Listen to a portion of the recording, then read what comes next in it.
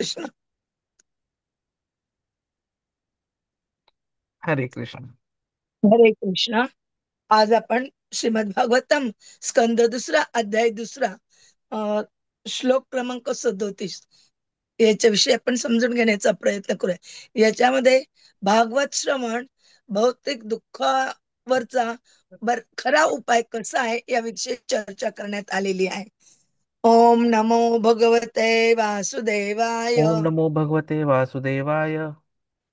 ओम नमो भगवते वासुदेवाय. ओम नमो भगवते वासुदेवाय. ओम नमो भगवते वासुदेवाय. ओम नमो भगवते वासुदेवाय. नारायणं नारायण नमस्कृत्य नरं नमस्कृत्य चैव नरं चैव नरोत्तमं नरोत्तमं देवीं देवीं सरस्वतीं सरस्वतीं व्यासं ततो व्यासं ततो जयमुदीरये. जयमुदीरये. नष्टप्रायेषु नष्टप्रायेषु भद्रेषु भद्रेषु नित्यं भागवत नित्यं सेवया भागवत सेवया. भगवती भगवती उत्तमश्लोके उत्तम श्लोके भक्तिर्भवति भक्तिर्भवती नैष्टिके. नैष्टिकी. श्लोक वाचण्याचा प्रयत्न करूया. पिबन्ति ये भगवत आत्मनः सताम् पिबन्ति ये भगवता आत्मनः सताम् कथा अमृतं श्रवणपूटेषु संवृतम् कथामृतं श्रवणपूटेषु संभृतम् पुनन्ति ते विषविदूषित आशयम् पुनन्ति ते विषयविदूषिताशयम् व्रजन्ति तच्चरणसरोरुह अन्तिकम्. व्रजन्ति तच्चरणसरोरुहान्तिकम् पिबन्ति ये भगवतः आत्मनः सताम् कथा अमृतं श्रवणपूटेषु संवृतम्. पुनन्ति ते विषविदूषित आशयम् व्रजन्ति तच्चरणसरोरुह अन्तिकम्. भाषांतर. जे लोक भक्तांचे प्रिय अ, भक्तांचे प्रिय भगवान श्री कृष्णांच्या अमृत संदेशाने श्रवणाद्वारे पूर्ण भरलेले असतात, ते भौतिक भोग म्हणून ओळखल्या जाणाऱ्या जीवनाच्या प्रदूषित ध्येयाला शुद्ध करतात आणि अशा प्रकारे भगवंताकडे त्यांच्या भगवंताच्या व्यक्तिमत्वाच्या कमळ ओम ज्ञानतिमिरन्धस्य ज्ञानाञ्जनशलाकया चक्षुरुन्मीलितं येन तस्मै श्री गुरवे नमः. जय श्री कृष्ण चैतन्य प्रभु नित्यानंद श्री अद्वैत गदाधर श्रीवासादि गौर भक्त वृंद वांछा कल्पतरुभ्यश्च कृपा सिन्धुभ्य एव च पतितानां पावनेभ्यो वैष्णवेभ्यो नमो नमः. हरे कृष्ण कृष्ण कृष्ण हरे हरे हरे राम राम राम हरे हरे.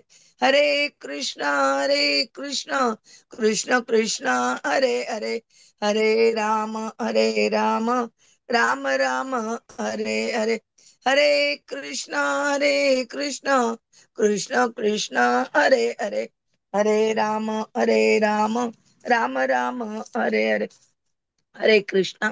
या श्लोकामध्ये आपल्या जीवनाचा जो उद्देश आहे, की जो आपल्या भौतिक वस्तूंच्यामुळे भौतिक आकर्षणामुळे त्याच्यावर प्रभुत्व गाजविण्याच्या कारणामुळे ते दूषित झालेलं आहे.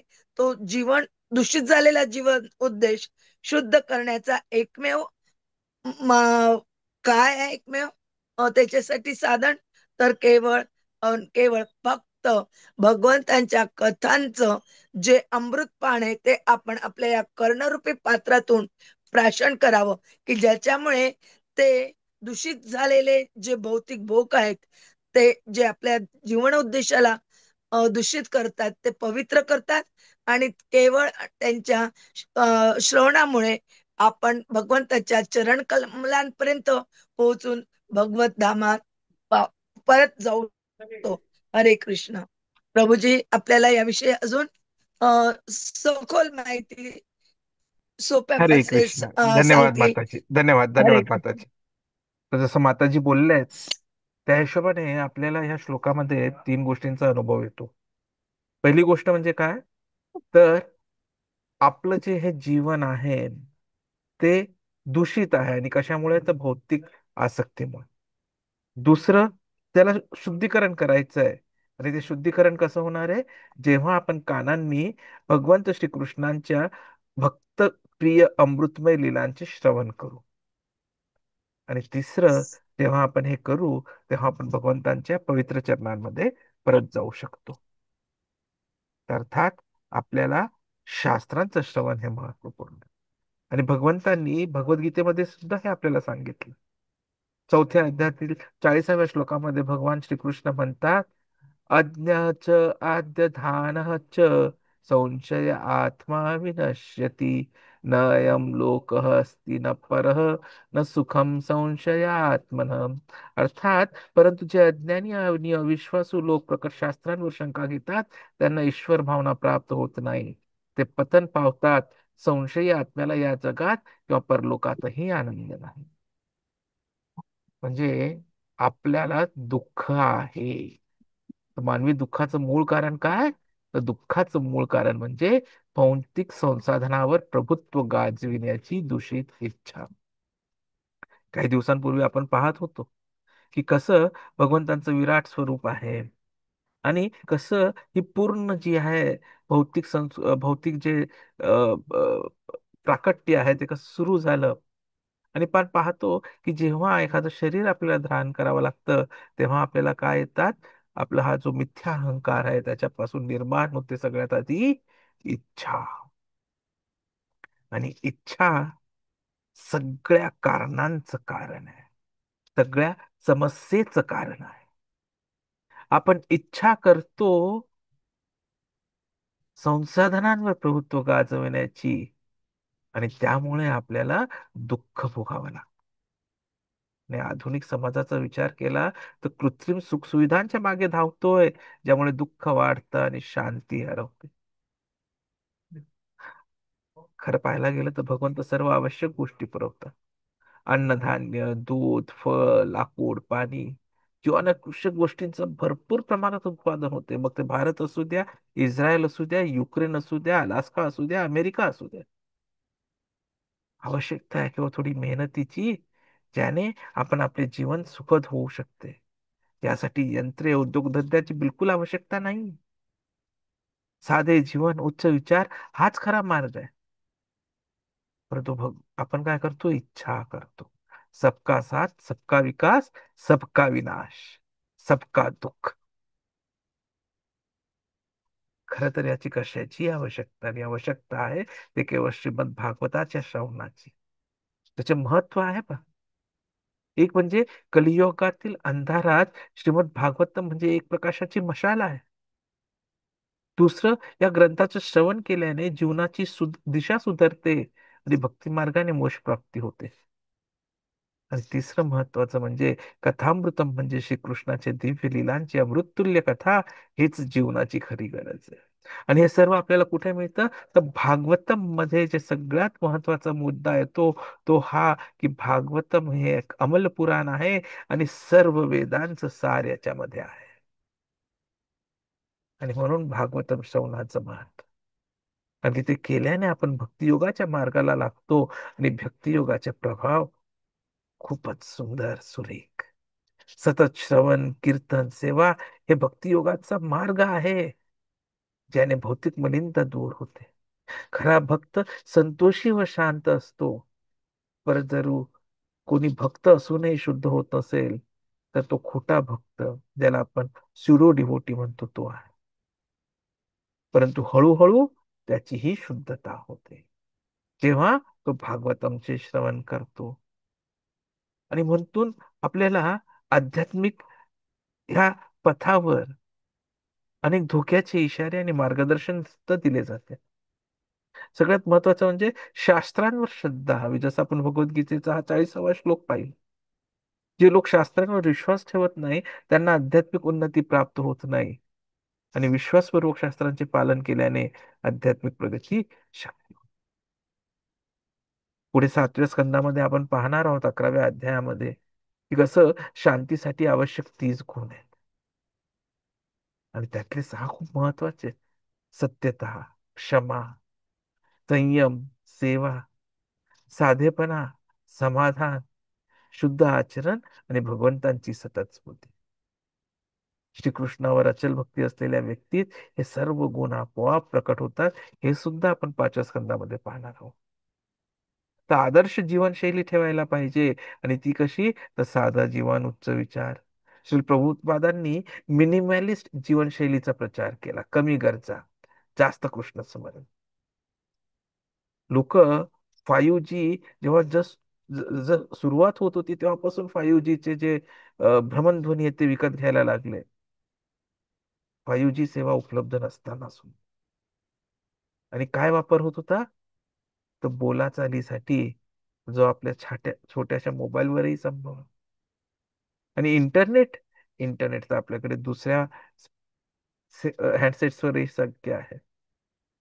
स्पीड म्हणालात तर स्पीड जवळजवळ सारखीच, पण तरी आपल्याला हवंय आधुनिकीकरण. आणि त्यामुळे येतं दुःख. गोस्वामींनी झाडाखाली राहून अन्न न घेता जगातली सर्वोत्कृष्ट ग्रंथसंपदा निर्माण केली. सर्व 6च्या 6 गोस्वामींनी षटगोष्ठांमध्ये. त्यामुळे आवश्यकता आहे गोष्टी कमी करण्यासाठी आणि भक्ती वाढविण्यासाठी. ही जीवन संपन्नतेची खरी गुल्ली किल्ली आहे. या श्लोकातून आपल्याला खूप धडे मिळतात. पहिलं म्हणजे नियमित श्रवण करणं, भगवद्गीता, भागवतम. नित्यम भागवत सेवया, आपण रोज वाचतोच पा. त्यामुळे हे सतत ऐकत राहायला पाहिजे. साधेपणाने जगा, अनावश्यक वस्तू व सवयी टाळा. तिसरं, वेळाचा सदुपयोग करा. क्षणाक्षणाला महत्व आहे. वेळ वाया घालवू नका. चौथं, भगवंतांवर विश्वास ठेवा. गरजेपुरतेच घ्या. कृत्रिम सुखाच्या मागे लागू नका. अनासक्त राहा. आपण काहीच मालक नाही, हे भावना ठेवा. कारण की आपला खरा स्वभाव काय आहे? जीवेर स्वरूप है कृष्णेर नित्यता. तर थोडक्यात बोलायचं म्हटलं म्हणजे, संपूर्ण मानवजातीचे दुःख संपवायचे असेल तर जीवनाचे ध्येय आध्यात्मिक उन्नती, भगवंतांची सेवा हेच असले पाहिजे. श्रीमद भागवतम हाच योग्य मार्गदर्शक आहे. जर आपण साधे जीवन जगलो, उच्च विचारांनी युक्त राहिलो, तर आपले जीवन शुद्ध, शांतीपूर्ण, भगवत कृपा प्राप्त होऊ शकते. आणि हेच आपल्याला चैतन्य महाप्रभूंनी सुद्धा त्यांच्या शिक्षाष्टकांमध्ये समजवलंय. न धनम न जनम न सुंदरीम कविता मा जगदीश कामय, मम जन्मनी जन्मनीश्वरे भवतात भक्ती रहे तुकी तोही. हे सर्वशक्तिमान परमेश्वरा, मला धनसंचय करण्याची इच्छा नाही, मला सुंदर स्त्रीही नको, किंवा मला कितीही अनुयायी नको. मला फक्त जन्मतःच तुमची अकारण भक्ती हवी. पुढे भगवंत म्हणतात, ऐ नंद तनुज किंकरम पतितम माम विश्वे बुधो, कृपया तो पाद पंकज स्थित धुरी सदृशम विचिंत. हे महाराज नंद यांचे पुत्र कृष्णा, मी तुमचा शाश्वत सेवक आहे. तरी मी कसा तरी जन्म आणि मृत्यूच्या सागरात पडलोय. कृपया मला या मृत्यूच्या सागरातून उचला आणि मला तुमच्या कमळाच्या चरणी अणूपैकी एक म्हणून ठेवा. आणि हे जेव्हा आपण भगवत श्रवण करतो, आपल्याला कळायला लागतं. आणि आपल्या भौतिक दुःखावरचा हाच खरा उपाय आहे. जसं एक डॉक्टर म्हणून आम्ही कुठल्याही रुग्णाला, जोपर्यंत त्याच्या रोगाचं कारण कळत नाही तोपर्यंत आम्ही त्याला कुठलंही औषध देऊ शकत नाही. तसंच मनुष्याच्या दुःखाचं जर आपण हे कारण शोधून काढलं तर त्याच्यावर योग्य उपाय करता येतो. आणि म्हणून हा श्लोक महत्वाचा, जिथे आपल्याला कळतं की या मनुष्याच्या दुःखाचं कारण आहे त्याने जीवन उद्देश जो आहे तो चुकीचा ठेवला आहे. आणि तो जीवन उद्देश आपण जेव्हा बदलून भगवंतांच्या चरणाकडे घेऊन जाऊ, तर आपला आजार दूर होईल. आणि ते देण्यासाठी आपल्याला आवश्यक आहे औषधाचं, आणि ते औषध आहे भागवत श्रवण. हरे कृष्णा. तो उद्या आपला 3रा अध्याय सुरू होईल. परत भेटूया ह्याच चॅनलवर ह्याच वेळेला. हरे कृष्ण.